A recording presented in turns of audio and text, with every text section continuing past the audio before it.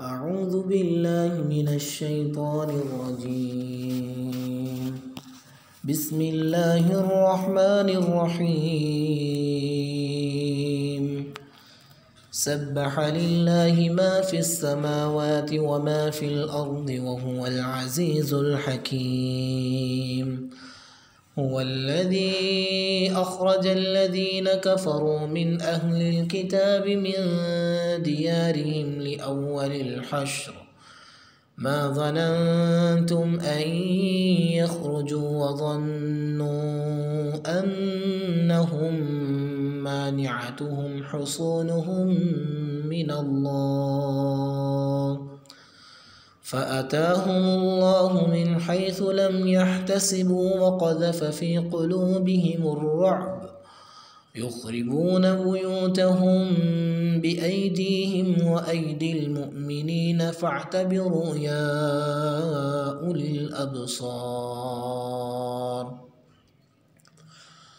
ولولا أن كتب الله عليهم الجلاء لعذبهم في الدنيا ولهم في الآخرة عذاب النار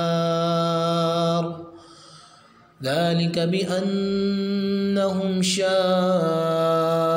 الله ورسوله ومن يشاق الله فإن الله شديد العقاب.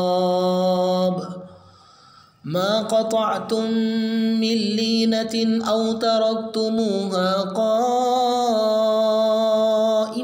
على أصولها فبإذن الله وليخزي الفاسقين.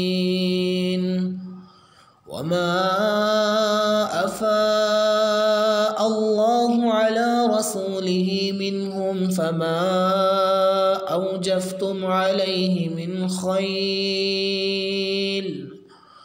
ولا ركاب ولكن الله يسلط رسله على من يشاء والله على كل شيء